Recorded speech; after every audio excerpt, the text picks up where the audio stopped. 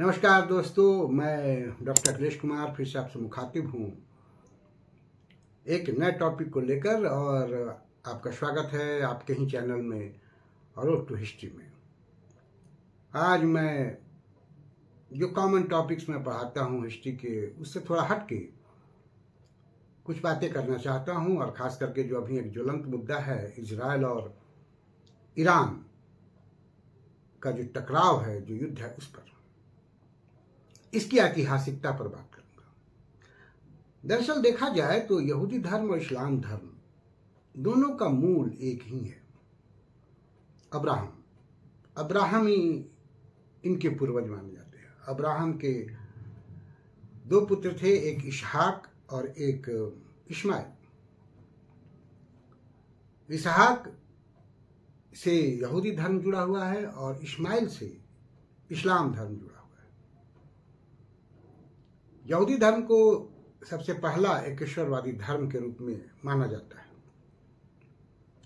दरअसल जब साझी विरासत होती है तो बहुत कुछ समान होता है, लेकिन एक विरोध का भी स्वर कहीं ना कहीं अंदर रहता है, एक प्रतिद्वंदिता का स्वर भी कहीं ना कहीं रहता है। और यह भी देखने वाली बात है कि जब अब्राहम के ही वंशज हैं, एक इसहाक से और एक इस्माइल से, तो फिर दो अलग अलग रूप क्यों हुए, एक यहूदी और एक इस्लाम? इसका मतलब है कहीं ना कहीं कुछ न कुछ मतभेद था। और ये जो मतभेद है वो आज तक वर्तमान है। और ये जो युद्ध हो रहा है, इसमें बहुत सारी बातें हैं, लेकिन मेरी समझ से एक साझी विरासत के बीच उभरता हुआ मतभेद भी ये दो धार्मिक समुदायों के बीच एक अलगाव, एक कट्टरता या एक हम कहें दुश्मनी का भाव जरूर पैदा किया है। अब अगर हम वर्तमान परिप्रेक्ष्य में और ऐतिहासिक रूप से देखें तो स्थितियां हमको क्लियर समझ में आ जाएगी। 1960s में इजराइल और ईरान के बीच एक कोऑपरेशन का वातावरण था, खास करके एक व्यवहारिक दृष्टिकोण से, सैन्य मामलों में, व्यापारिक मामलों में और खुफिया मामलों में। ये जो सहयोग का भाव था, ये नसराइट का पैन अरबिज्म और जो सोवियत रूस का जो कम्युनिस्ट था, उसके खतरा को देखते हुए था। ईरान और इजराइल दोनों अरब विरोधी वातावरण रखते थे, विचार रखते थे। पेरीफेरी थ्योरी या परिधीय सिद्धांत। इजराइल के प्रधानमंत्री 1950 के दशक में, जिनका नाम डेविड बेन गुरियन था, उन्होंने इस परिधीय सिद्धांत को जन्म दिया। इसके जन्म देने के पीछे जो उनकी भावना थी, वो जितने भी अरेबियन थे जिनको इजराइल अपना दुश्मन मानता था और अरेबियन भी इजराइल को अपना दुश्मन मानते थे, उन दुश्मनों के खिलाफ एक खेमाबंदी करना था, एक नॉन अरेबियन गुट बनाना था। और इस परिधीय सिद्धांत का जो जेम था वो ईरान था, उस मुकुट का जेम ईरान था। और एक बात यही हुई कि ईरान ही वो पहला देश था जो इजराइल को एक देश के रूप में मान्यता दिया था। भले ही वो मन से दिया हो या ना दिया हो, लेकिन औपचारिक रूप से उसको मान्यता दिया था। तो ये एक आपसी सहयोग और संबंध में भी ये अरेबियन के खिलाफ जो एक भावना थी इन दोनों के अंदर, इसी वजह से रहा हो, लेकिन एक आपसी सहयोग और सामंजस्य का वातावरण शुरू के फेज में देखा गया। खास करके इस परिधीय सिद्धांत या पेरिफेरल जो थियरी है उसके अंतर्गत ये देखा गया। 1956 में जब स्वेज नहर बन गया तो उसके बाद जो गैर अरबिक कंट्री थी, जिसमें इजराइल भी था और इथियोपिया, तुर्की, ईरान, ये सारे देश ज्यादा करीब आए और ये जो पेरिफेरल थियरी बनी इसको और मजबूती प्रदान किया। जब इराक ताकतवर होने लगा तो ईरान और इजराइल के बीच के संबंध और घनिष्ठ हो गए। खास करके इन दोनों देशों की खुफिया एजेंसी मोसाद और शवाक, इन लोगों में सैन्य सहयोग या इंटेलिजेंस संबंधी सहयोग और बढ़ गया। और जब कुर्द आतंकवाद की घटनाएं इराक में होने लगी तो इसको दोनों इजराइल भी और ईरान भी सहयोग दे रहे थे ताकि इराक कमजोर पड़ जाए। तुर्की, ईरान और इजराइल ने मिलकर एक त्रिपक्षीय समझौता किया जिसको टाइनेड नाम दिया गया और ये आपस में सैन्य सहयोग, खुफिया खबरों का आदान प्रदान करते थे और इस प्रकार इराक को कमजोर करने का प्रयास, भले ही वो कुर्द आतंकवादी गतिविधियों के द्वारा ही हो, इन तीनों देशों ने करना शुरू कर दिया। और इस प्रकार मजबूरी बस ही ईरान और इजराइल के बीच में एक संबंध देखा। 1967 के आसपास ऑल्दो जो ईरानी आम आवाम थी इजराइल के प्रति उनमें मित्रता का भाव नहीं था, लेकिन ईरान का शासक शाह ने इजराइल से एक दोस्ताना संबंध रखा, इसलिए भी कि इजराइल ने उस समय सीरिया, जॉर्डन और मिस्र की सेना को पराजित कर दिया था। तो में भी एक बैलेंस ऑफ पावर भी था, एक ताकत का मामला भी था यहाँ, शायद इसलिए भी इनके संबंध अच्छे रहे। मिस्र के साथ एक शांति समझौता भी इजराइल का हुआ था। तो इस तरह से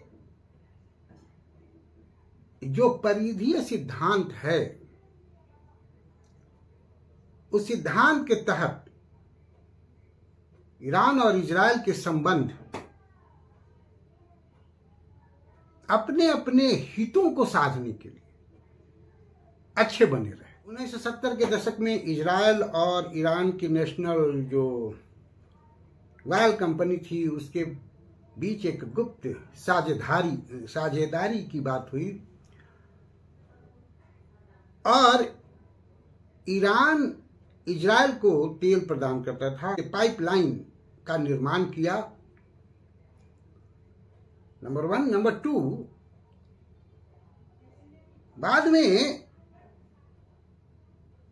जब खाड़ी समस्याएं उत्पन्न हुई उस समय अरब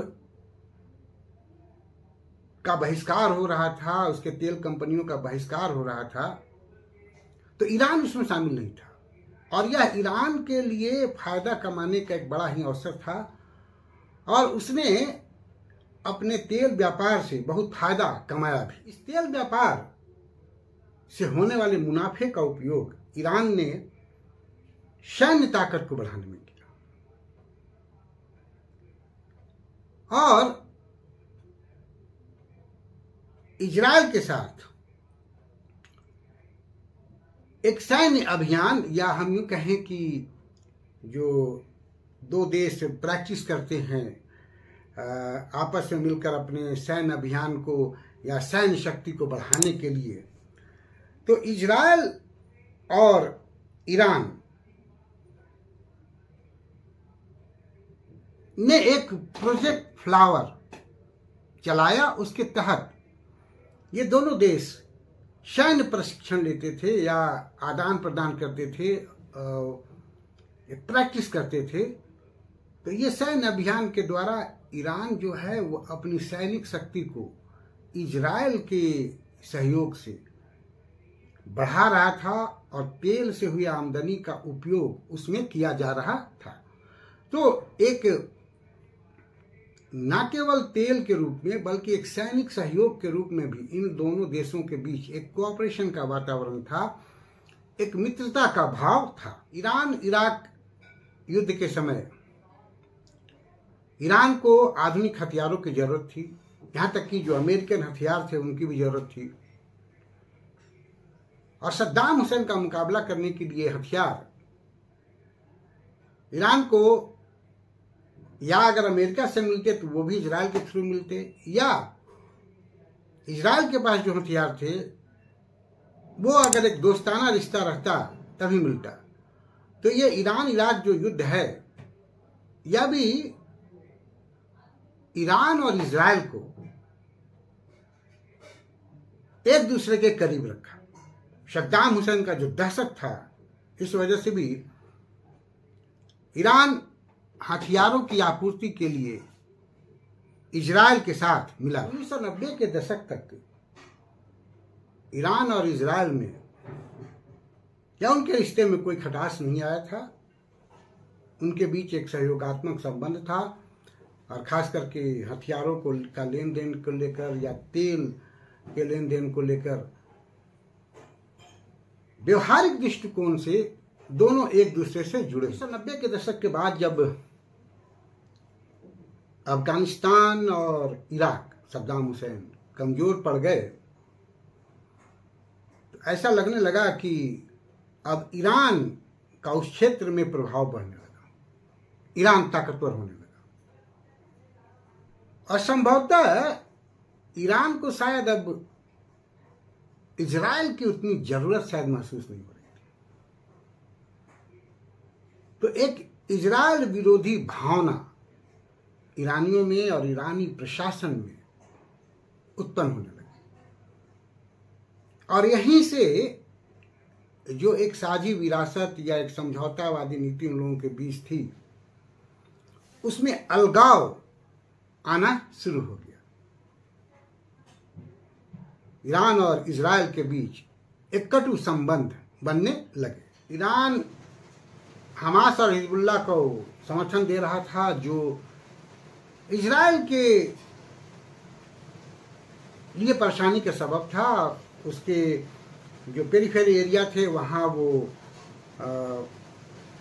आतंक का वातावरण तैयार किए हुए थे। 2005 में अहमदी जेनाद जो वहाँ के प्रधानमंत्री हुए ईरान के, उनके इजराइल के खिलाफ बयानबाजी यह भी इजराइल और ईरान के बीच एक दूरी को लाया और इस प्रकार फिर हमास के खिलाफ हिजबुल्लाह के खिलाफ जो एक इजराइल का युद्ध हुआ, तो ये सारी परिस्थितियां जो है और ये जो आतंकवादी गतिविधियां हो रही थी और उनको ईरान का एक समर्थन मिलने की बात की जा रही थी, इसने इजराइल और ईरान के जो 1950s से 60s से एक सहयोगात्मक रवैया था उसको समाप्त कर दिया और दोनों एक दूसरे के खिलाफ हो गए।